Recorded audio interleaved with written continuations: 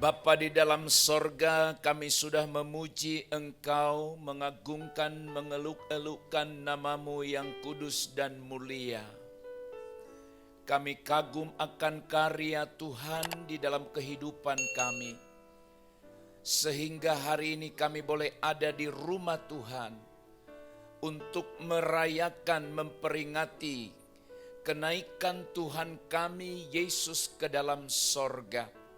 Terima kasih Tuhan untuk pengharapan yang Engkau beri, bahwa Engkau naik ke sorga, menyediakan tempat bagi kami, dan Engkau akan datang kembali dengan cara yang sama.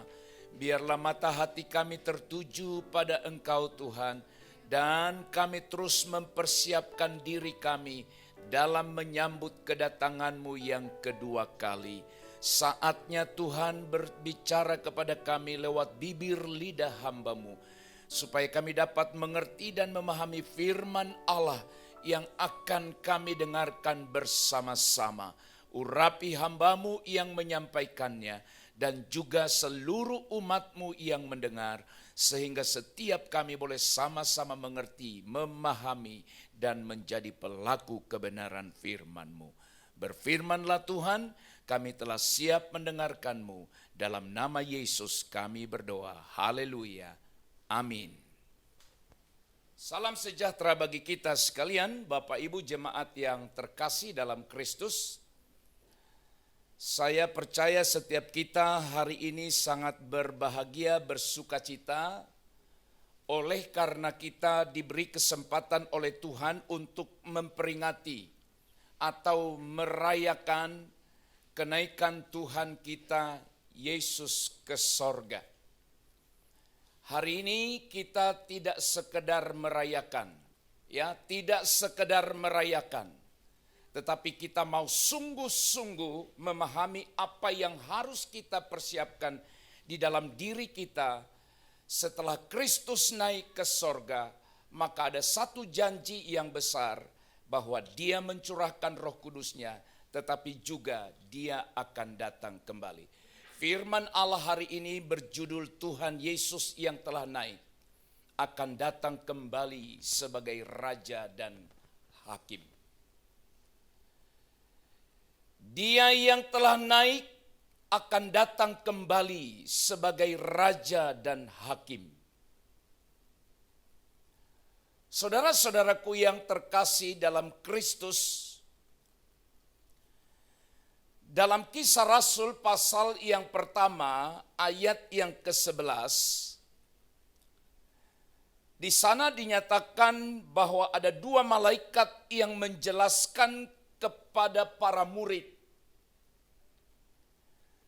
dengan berkata, Yesus ini yang terangkat ke sorga dari kamu akan datang dengan cara yang sama seperti kamu melihat Dia naik ke sorga. Saudara-saudara, ini satu pengharapan kita bersama-sama, bahwa Dia naik tapi Dia akan datang kembali. Saya percaya bahwa pemerintahan Kristus Yesus suatu saat atau suatu hari kelak akan terwujud sepenuhnya di bumi ini. Kita harus mempercayai ini sebuah janji yang luar biasa. Dan inilah yang selalu kita minta, selalu kita doakan dengan berkata, datanglah kerajaan-Mu. Jadilah kehendak-Mu di bumi seperti di sorga. Saudara-saudara yang terkasih, pada kedatangannya kembali, Tuhan Yesus akan melaksanakan penghakiman ilahi atau penghakiman Allah. Berkaitan dengan itu, saudara-saudara, dua hal yang perlu kita renungkan bersama-sama, yaitu bahwa dalam penghakiman Allah yang terjadi adalah Yesus sendiri akan membela umatnya yang tertindas. Selama mereka ada di bumi ini dan hidup dalam kesetiaan, ada pembelaan. Dan yang kedua, saudara-saudara, akan adanya penghakiman bagi orang-orang yang menolak, bagi orang-orang yang tidak percaya atau yang memusuhinya. Saudara sekalian yang terkasih, maka yang pertama yang harus kita pelajari bersama-sama bertalian dengan bahwa dia akan datang sebagai raja. Raja berarti dia akan memimpin. Sebagai hakim berarti dia akan memberi penghakiman. Yang pertama Bapak Ibu Saudara sekalian, penghakiman ilahi. Penghakiman ilahi itu bertalian atau berhubungan dengan bagaimana kita harus mempertanggungjawabkan hidup kita di hadapan Allah. Mempertanggungjawabkan hidup kita kepada Allah tanpa terkecuali. Dan tidak seorang pun yang bisa luput dari penghakiman Allah.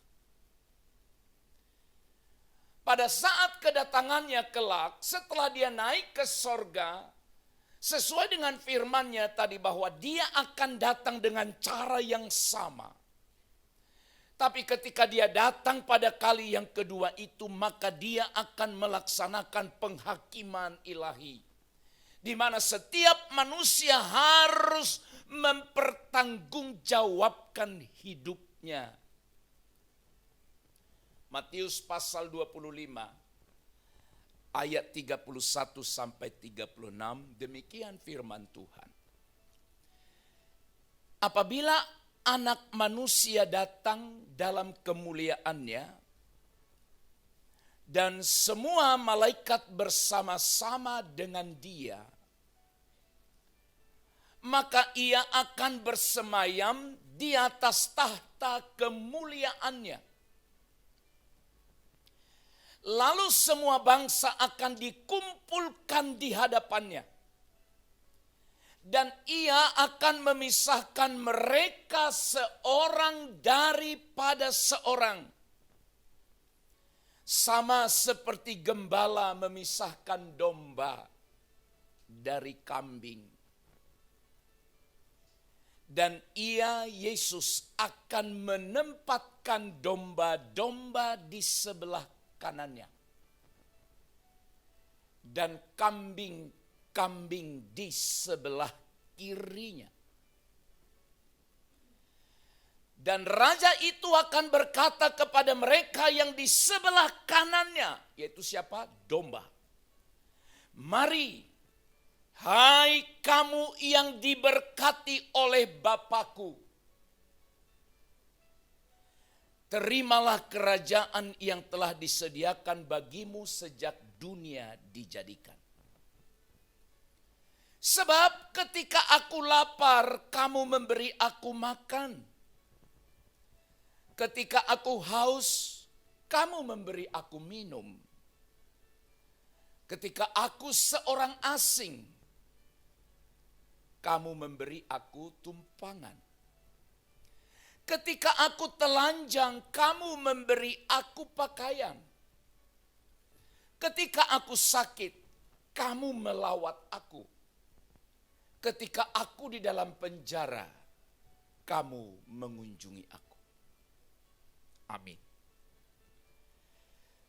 Saudara-saudara yang dikasihi Tuhan, apabila Anak Manusia datang,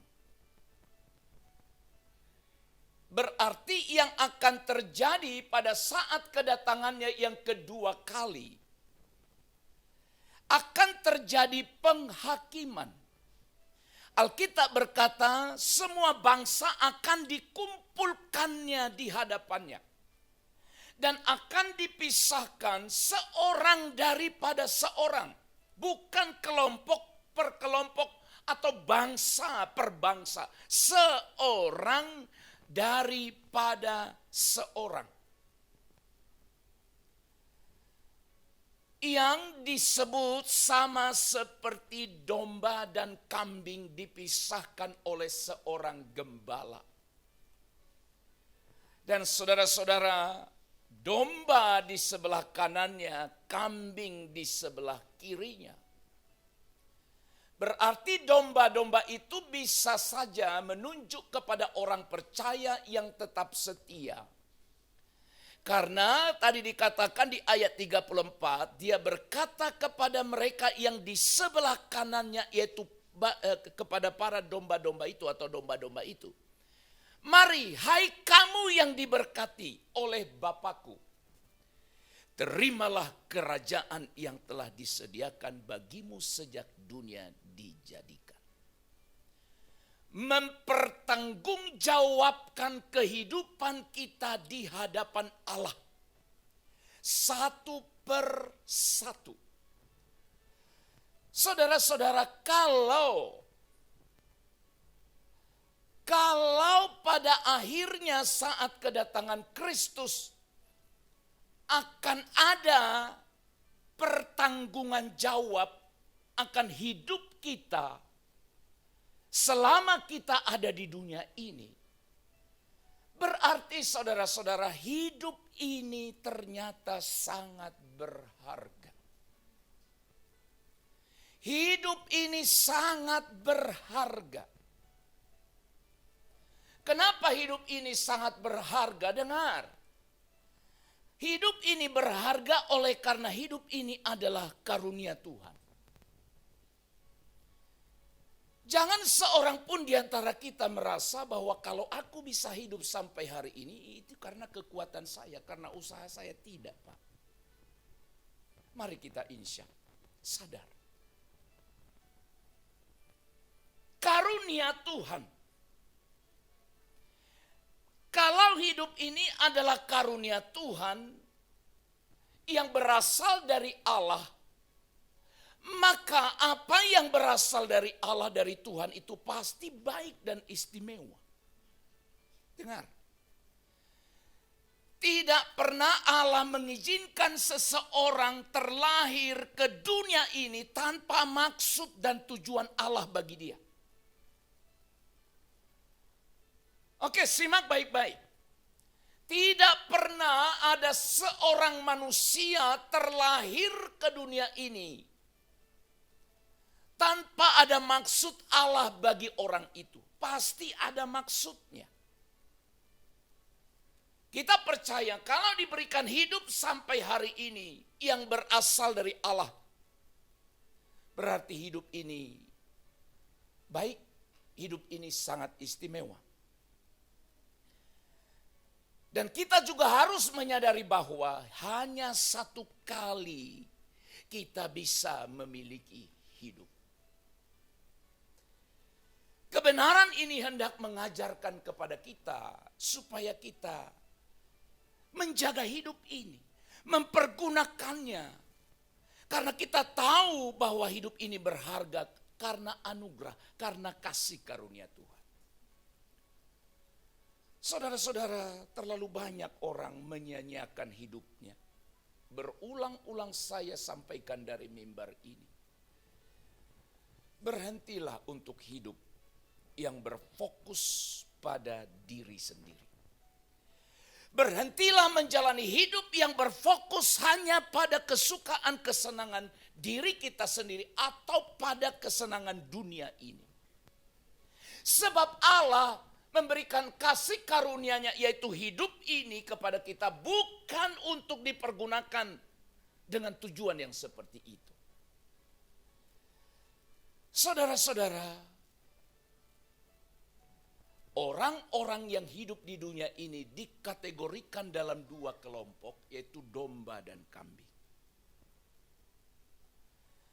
Domba itu selalu mewakili atau memiliki satu sifat penurut. Itu domba.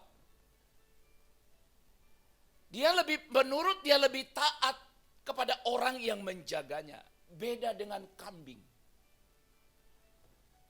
kambing itu selalu ingin berontak. Kambing itu selalu ingin berusaha untuk mengikuti keinginannya sendiri. Saudara mau jadi apa? Mau jadi kelompok apa? Saudara sendiri yang menentukan. Mau sebagai kelompok domba yang ditempatkan di sebelah kanan Allah, atau kambing di sebelah kiri.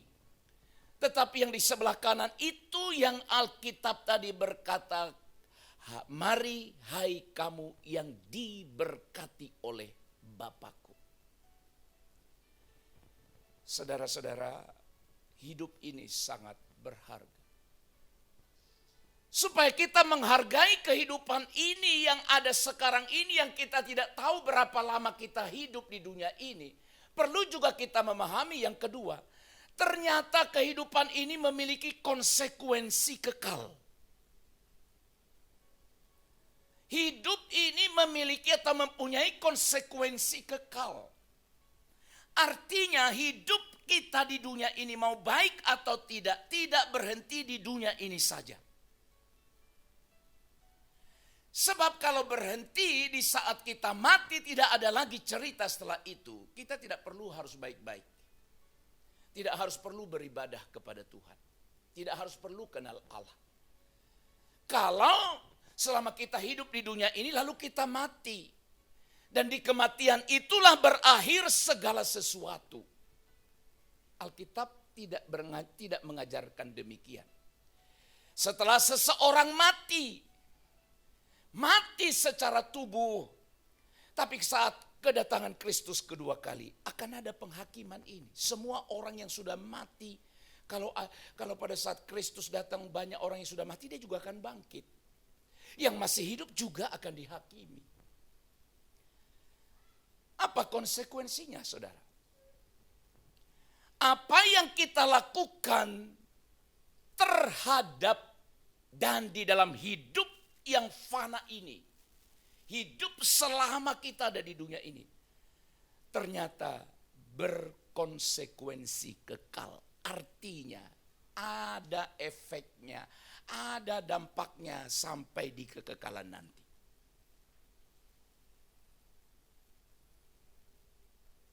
Saudara-saudara, kenapa disebut demikian? Kalau selama kita hidup berkenan di hadapan Allah, hidup dalam kesetiaan, ada upahnya di kekekalan. Hidup kekal bersama Tuhan. Itu makanya disebut konsekuensi kekal. Mau hidup kita secara suka-suka saja di dunia ini, hidup jauh dari Tuhan, tetap ada konsekuensinya sampai di kekekalan nanti. Apa itu? Penghukuman. Itu sebabnya saudara-saudaraku sekalian, hal masuk tidaknya seseorang ke dalam kerajaan Allah ditentukan oleh bagaimana kita merespon, kita menanggapi, kita menghidupi karunia Tuhan di dalam hidup kita. Itu sebabnya walaupun saudara dan saya harus tertatih-tatih dalam mengikut Tuhan, berjuanglah terus. Sekali lagi dengar, sebagai hamba Tuhan saya mau katakan, tidak ada maksud lain yang terselubung dalam diri saya, tidak ada. Kalaupun kita harus tertatih-tatih, berjuang, tetaplah mencari Tuhan dengan sungguh-sungguh. Karena hidup kita berkonsekuensi, berdampak sampai di kekekalan. Haleluya. Hari ini kita memperingati hari kenaikan Tuhan ke sorga. Dia sudah naik, itu sudah selesai. Sudah selesai. Hanya perayaan mengingat, oke. Tapi ada yang jauh lebih penting daripada itu. Janji yang kedua tadi. Dia akan datang dengan cara yang sama. Seperti kamu melihat dia terangkat, berarti dia akan turun juga akan datang. Bukan salah memperingati. Kita mengingat itu karya Allah yang luar biasa. Tapi yang kedua ini juga sangat penting. Karena dia akan datang, berarti saya harus siap mengungkapkan diri saya. Selama masih diberi kesempatan hidup di dunia ini, mari kita menghargai kasih karunia Allah dalam hidup kita. Agar saya dan saudara masuk pada kategori domba dan bukan kambing.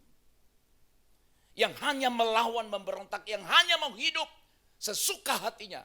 Tidak mau tunduk kepada sang gembala, kepada sang juru selamat, yaitu Kristus. Maka saya ulang sekali lagi, walaupun kita tertatih-tatih. Meskipun saya susah, menderita dalam dunia, saya mau iring Yesus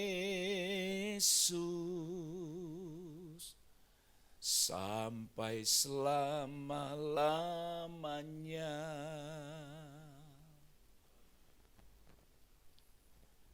Akan ada pertanggungan jawab dan tidak seorang pun yang bisa luput atau melarikan diri. Yang kedua, Tuhan Yesus yang telah naik akan datang kembali sebagai raja dan sebagai hakim.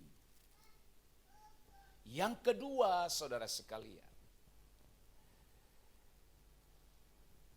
Kristus datang untuk membela, ini kabar baik, kabar sukacita. Membela umatnya yang tertindas. Inilah harapan orang-orang kudus, orang-orang percaya yang teraniaya. Atau yang mengalami banyak tekanan dikala dia mengikut Tuhan. Saudara, sebelum saya lanjut, kita ini sangat nyaman ya, sangat santai, sangat aman dalam mengikut Tuhan. Kita bersyukur untuk hal itu. Belum pernah saudara dianiaya. Hanya oleh karena engkau datang pada Tuhan. Yang kalaupun kita berkata aku teraniaya, saudara dianiaya karena datang pada Tuhan itu karena keinginan sendiri. Kemalasan itu aniayanya. Tapi kalau kita melihat, mendengar, ada orang-orang di belahan dunia yang lain harus mempertaruhkan nyawanya hanya untuk datang pada Tuhan. Harganya mahal, bro. Harganya mahal, saudara-saudara. Mahal. Ada orang yang harus sembunyi-sembunyi untuk beribadah. Makanya ada istilah gereja di bawah tanah. Mereka harus sembunyi-sembunyi untuk membaca Alkitab firman Allah. Sebab kalau ketahuan mereka baca firman, membaca Alkitab, ada sanksinya. Saudara-saudara kita belum. Saudara mau berteriak, mau bersorak-sorak, mau seperti apa datang ke gereja, kepada Tuhan, aman. Puji Tuhan untuk itu. Tetapi saudara-saudara ada harapan bagi orang-orang kudus yang teraniaya. Orang-orang percaya yang telah mempertaruhkan imannya. 2 Tesalonika pasal 1 ayat 5-10. Suatu bukti tentang adilnya penghakiman Allah. Yang menyatakan bahwa kamu layak menjadi warga kerajaan Allah. Kamu yang sekarang menderita karena kerajaan itu. Sebab memang adil bagi Allah untuk membalaskan penindasan kepada mereka yang menindas kamu. Dengar. Adil bagi Allah untuk membalaskan penindasan kepada mereka yang menindas kamu. Dan saya percaya inilah yang selalu dipegang orang percaya. Orang menindas tidak melawan. Karena dia tahu penindasan itu, pembalasan itu hak Allah. Allah yang membalas. Alkitab bilang, Allah yang membalas penindasan kepada mereka yang menindas kamu. Dan untuk memberikan kelegaan kepada kamu yang ditindas. dan juga kepada kami. Pada waktu Tuhan Yesus dari dalam sorga, itu artinya datang kembali, menyatakan dirinya bersama-sama dengan malaikat-malaikatnya dalam kuasanya di dalam api yang bernyala-nyala.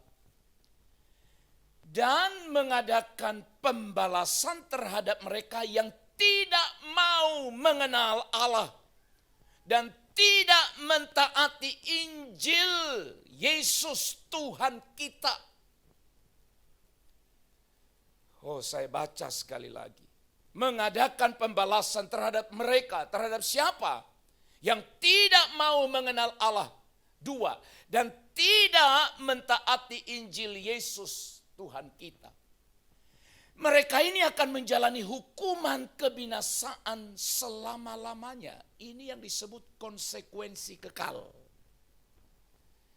Dijauhkan dari hadirat Tuhan dan dari kemuliaan kekuatannya. Tidak ada kehidupan yang paling mengerikan selain jauh dari hadirat Allah.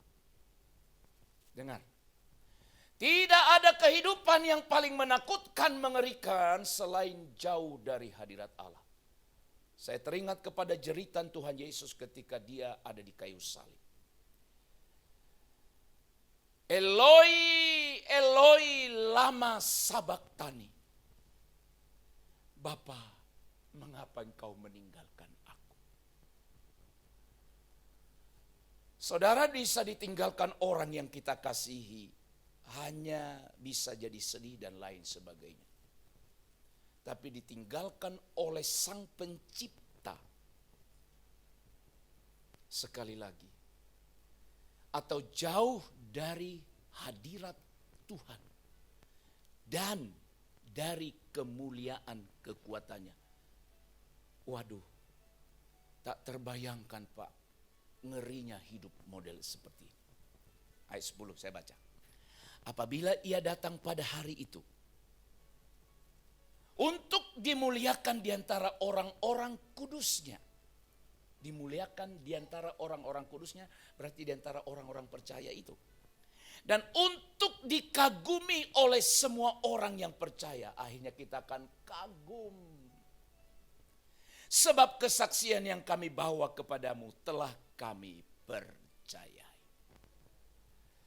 Saudara-saudara, sesudah menyebutkan segala bentuk aniaya, penindasan yang ditanggung oleh atau dialami oleh orang-orang percaya semasa hidupnya, tapi penganiayaan, penindasan karena kepentingan Kristus, Paulus menunjukkan hal yang luar biasa. Untuk menghibur jemaat di Tesalonika, tapi menghibur kita juga hari ini. Yaitu kebahagiaan dan keuntungan dari segala penderitaan. Kebahagiaan atau keuntungan dari segala penderitaan. Apa itu saudara? Yang pertama adalah haleluya. Kebahagiaan dan keuntungan dari orang yang setia, dianiaya, ditindas oleh karena Kristus. Alkitab tadi berkata, dianggap layak menjadi warga kerajaan Allah. Saudara mungkin pernah mengikuti ujian atau apapun, lalu dinyatakan lulus. Bahagianya. Kamu akan mendapat atau mendapatkan pekerjaan atau ditempatkan di sini kalau kamu lulus mengikuti tes ini misalnya. Dan itu harus dibuktikan dengan adanya sertifikat.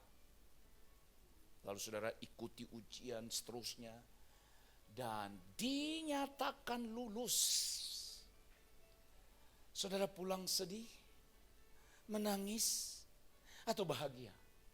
Pasti kita berkata terima kasih, aku diterima. itu baru perkara dunia. Tapi dianggap layak menjadi warga kerajaan Allah. Ini kabar baik. Haleluya. Siapa yang tidak mau mendambakan ini? Dan yang layak menjadi warga kerajaan Allah itu adalah kelompok domba, bukan kambing. Kelompok domba. Dan yang kedua, kebahagiaan dan keuntungan diberi selain dianggap layak menjadi warga kerajaan Allah. Allah akan membalas kesusahan mereka dengan kelegaan. Akhirnya Tuhan akan menghibur, menyalut hati kita. Saya tidak bisa bayangkan bagaimana sukacita dan cara Kristus menghibur setiap orang yang teraniaya oleh karena namanya. Makanya saudara, jangan merasa sudah hebat sekali jadi orang Kristen. Kalau kita bandingkan orang-orang yang berjuang mempertaruhkan nyawa di sana, sampai akhirnya dia mati, dia bilang, aku tetap percaya pada Kristus. Kalau saya baca kisah-kisah orang-orang yang mati martir, mati karena kebenaran, saya lihat diri saya, waduh, jangankan pertaruhan nyawa, hal-hal sepele saja sudah banyak orang tidak mau datang pada Tuhan. Belum pertaruhan nyawa. Oh, Tuhan Yesus tolonglah. Dan kemudian yang terjadi pada saat penghakiman yang akan datang itu, saudara. Disebutkan tadi bahwa pada hari itu Tuhan Yesus akan menyatakan dirinya dari dalam sorga bersama-sama dengan malaikat-malaikatnya yang luar biasa, yang gagah perkasa itu. Ini suatu pemandangan rohani yang sangat indah. Kristus akan menyatakan diri, datang dari sorga bersama para malaikatnya. Kebenaran ini mengingatkan kita bahwa dia pasti akan datang. Juga ia akan datang dalam api yang menyala-nyala. Wah, saudara, mungkin sering kita pernah melihat fenomena alam yang aneh saja kita udah ketakutan luar biasa. Pernah lihat fenomena alam ya, artinya sesuatu yang tidak lazim nampak di langit. Wah, orang sudah macam-macam menafsirkan. Bagaimana kalau ini? Ia datang dalam api yang menyala-nyala. Nggak terbakar dia? Oh tidak. Berarti kalau dia datang dalam api yang menyala-nyala, dia mau menyatakan bahwa dia siap menghakimi dunia ini. Siap memberi upah dan siap untuk memberikan penghukuman bagi mereka yang Alkitab tadi bilang apa? Tidak mau mengenal Allah dan tidak mau turuti Injil. Juga akibat dari penampakan ini, saudara-saudara, akan sangat mengerikan. Mengerikan datang dalam nyala api bagi sebagian orang. Tapi sangat menggembirakan bagi sebagian orang lain. Alkitab bilang begitu. Tentu saja mengerikan bagi siapa? Bagi orang yang tidak percaya. Mengerikan. Kenapa mengerikan? Karena mereka akan dihukum. Kenapa mengerikan? Karena hukuman yang dijatuhkan tidak kurang dari pembinasaan atau kebinasaan mereka. Bukan atas keberadaannya, melainkan pada kebahagiaannya. Kebahagiaannya. Juga bukan persoalan pada tubuh jasmani saja, tapi pada tubuh dan jiwa. Di dalam jiwa kita merasa senang, tapi dalam jiwa juga kita merasakan tekanan, kesedihan, kesakitan. Dan Alkitab bilang, kebinasaan itu datang langsung dari Allah sendiri. Dia yang memimpin, dia yang melaksanakan pembinasaan itu. Tapi menggembirakan bagi orang percaya. Menggembirakan bagi orang percaya karena Yesus akan dimuliakan dan dikagumi oleh orang-orang kudusnya. Orang-orang kudus akan memandang kemuliaan Tuhan dan mengagumi dengan penuh sukacita. Luar biasa saudara-saudara. Orang kagum, bahagia melihat peristiwa itu. Dan yang luar biasa lagi, Kristus akan dimuliakan dan dikagumi di dalam diri mereka, di dalam diri kita, orang yang percaya kepadanya. Jangan anggap berita ini kabar biasa. Kitab terakhir dalam Alkitab menyatakan bahwa sesungguhnya aku datang segera. Wahyu pasal 22 ayat 12. Sesungguhnya aku datang segera dan aku membawa upahku untuk membalaskan kepada setiap orang menurut perbuatannya. Dia sebagai hakim, sebagai raja yang berkuasa dan berdaulat. Saudara-saudara, akhirnya harapan di masa depan yang luar biasa itu. Di masa depan yang gemilang itu. Maksudnya pada saat kedatangannya yang kedua kali setelah naik ke sorga. Tuhan yang naik akan kembali sebagai hakim dan raja. Dia akan menghapus ketidakadilan, mengakhiri penderitaan, menghancurkan kematian, dan dia akan mendirikan kerajaan kebenaran dengan kasih-Nya.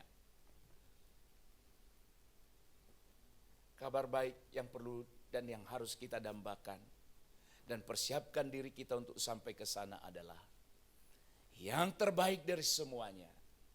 Kita akan bersama Raja di atas segala raja, yaitu Yesus Kristus untuk selama-lamanya.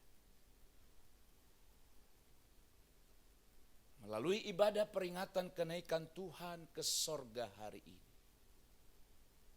sadarlah bahwa dia yang naik, dia akan datang kembali. Kedatangannya dia bertindak sebagai raja, bertindak sebagai hakim. Kita harus mempertanggungjawabkan kehidupan kita. Dan kabar baiknya adalah kalaupun kita harus menderita dalam hal mengikut mengiring Tuhan, dia akan membalas kepada kita